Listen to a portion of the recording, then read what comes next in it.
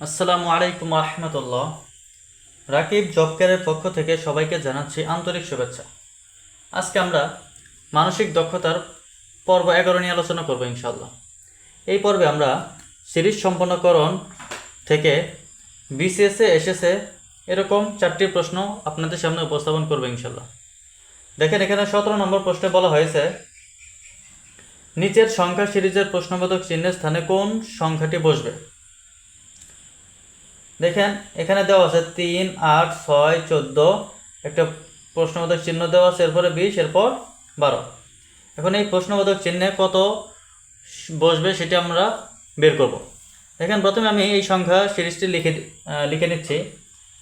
3, 8, 6, 14, একটা প্রশ্নবোধক চিহ্ন, 20, 12। দেখেন, আমরা যদি পাশাপাশি দুইটি সংখ্যার মধ্যে সম্পর্ক নির্ণয় করতে চাই তাহলে এখানে সহজে ওই রকম ধরনের কোনো সম্পর্ক খুঁজে পাবো না।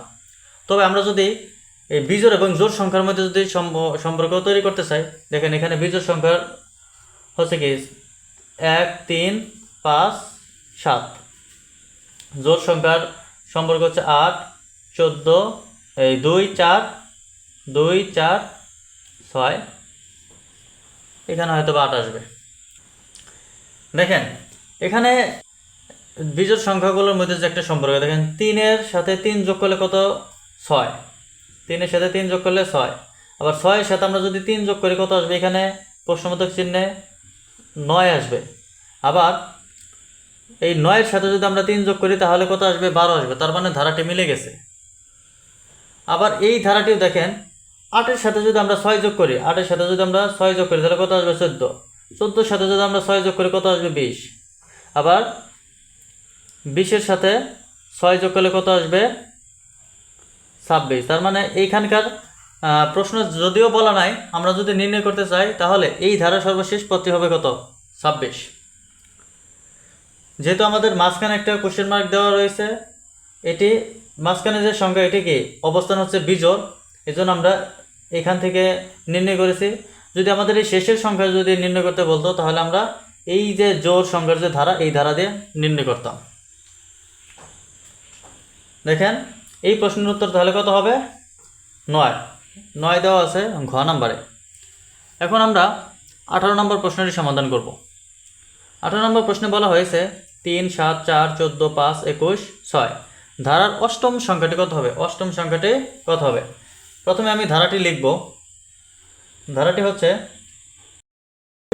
6। এই ধারাটির অষ্টম সংখ্যা কত হবে? 1, 2, 3, 4, 5, 6, 7। এখানে 7টি সংখ্যা দেওয়া আছে, তার মানে এর পরবর্তী সংখ্যাটা কত হবে এটা আমাদের নির্ণয় করতে বলেছে। এখন আমরা দেখব এখানে পাশাপাশি দুইটা সংখ্যার মধ্যে কি সম্পর্ক নির্ণয় করা যায়। এই 3-এর সাথে কোনো কিছু গুণ করলে সাথে সাথে কোনো সম্পর্ক খুঁজে পাওয়া যাচ্ছে না। 3-এর সাথে যদি 3কে যদি আমরা কোনো কিছু দ্বারা ভাগ করি তাও এই সাথে সাথে কোনো সম্পর্ক পাওয়া যাচ্ছে না। আবার যদি ব্যবধান নির্ণয় করার চেষ্টা করি, যেমন 3 এবং 7-এর ব্যবধান হচ্ছে 4, 7 এবং 4-এর ব্যবধান -3, মানে 3।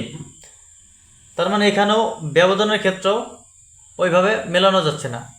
এখন আমরা দেখব, যেহেতু সিরিজটা একটু বড়, এখন আমরা দেখব যে এই একটি সংখ্যা পরে সংখ্যার সাথে কোনো সম্পর্ক রয়েছে কিনা। যেমন এই 3-এর সাথে 4-এর সম্পর্ক, 4-এর সাথে 5-এর সম্পর্ক, 5-এর সাথে 6-এর সম্পর্ক আছে কিনা, এগুলো আমরা দেখার চেষ্টা করব। দেখেন, এখানে একটি সংখ্যা পরের সংখ্যার সাথে খুব সুন্দর একটা কি সম্পর্ক রয়েছে, +1 করে, +1 করে। দেখেন, 3-এর সাথে 1 যোগ করে 4, 4-এর সাথে 1 যোগ করে 5, 5-এর সাথে 1 যোগ করে 6, 6-এর সাথে 1 যোগ করে এখানে আসবে কত? 7। কিন্তু এই কোশ্চেন মার্কটা আছে আমাদের জোড় অবস্থানে। তাহলে আমরা কি করব? দেখেন, এই পরবর্তী যে আরেকটি ধারা রয়েছে সেই ধারা নিয়ে আমরা আগাবো। দেখেন, এখানে 7-এর সাথে 7 যোগ করলে, 7-এর সাথে আমরা যদি 7 যোগ করি কত আসবে? 14। 14-এর সাথে 7 যোগ করলে এখানে কত আসতেছে? 21। তাহলে আমাদের কি করতে হবে? 21-এর সাথে 7 যোগ করতে হবে। 21-এর সাথে যদি আমরা 7 যোগ করি তাহলে কত আসবে? 28। তার মানে এই প্রশ্নবোধক চিহ্নে সংখ্যা বসবে কত? 28। তাহলে এই 28 দেখেন আমাদের গ নাম্বারে রয়েছে। এখন আমরা 19 নম্বর প্রশ্নটি সমাধান করবো ইনশাল্লাহ। দেখেন 19 নম্বর প্রশ্ন বলা হয়েছে প্রশ্নবোধক স্থানে কোনটি বসবে। এখানে একটা ধারা দেওয়া রয়েছে 3, 10, 9, 8, 27, 6, 81, 4, 243 এবং প্রশ্নবোধক চিহ্ন। এখন আমি এই ধারাটি লিখব।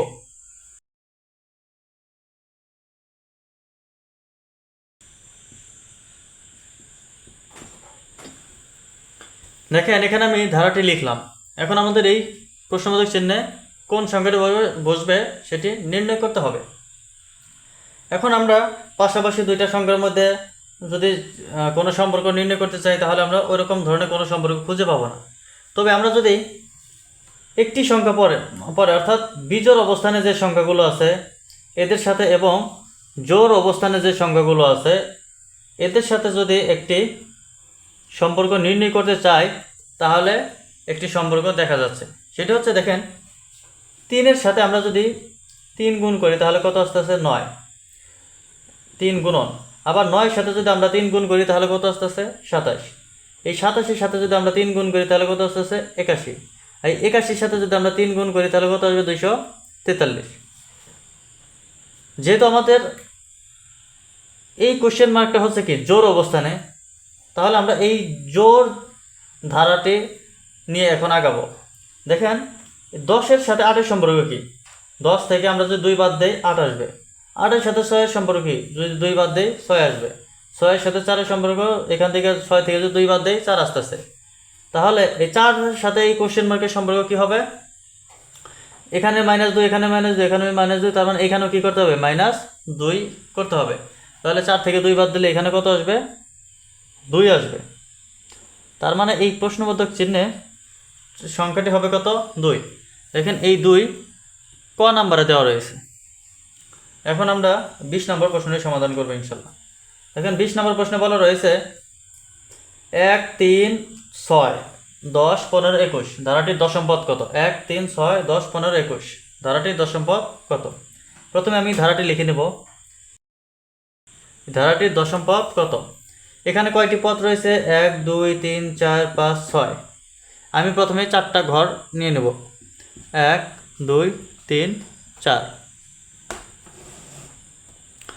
তাহলে আমাদের এই ঘরে আসলে দশম পদ হবে।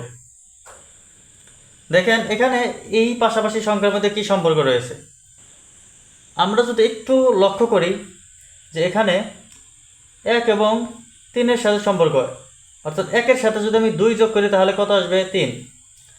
3-এর সাথে যদি আমি 3 যোগ করি তাহলে কত আসবে? 6।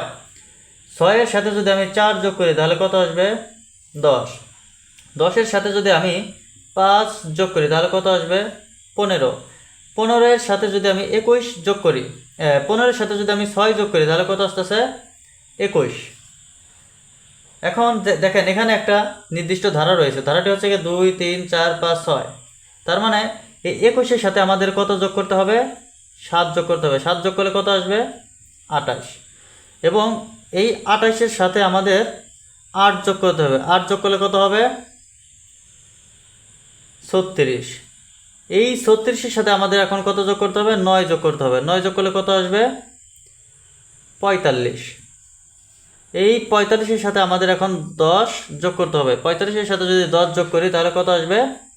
55। দেখেন এই 55 হচ্ছে কি দশম পদ। 1, 2, 3, 4, 5, 6, 7, 8, 9, 10। তার মানে এই 55 হচ্ছে দশম পদ। দেখেন এই 55 দেওয়া আছে আমাদের খ নাম্বারে।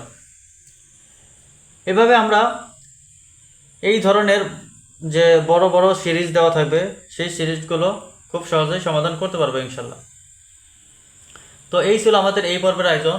পরবর্তী পর্ব দেখার আমন্ত্রণ জানিয়ে এখানে শেষ করছি। আসসালামু আলাইকুম ওয়া রাহমাতুল্লাহ।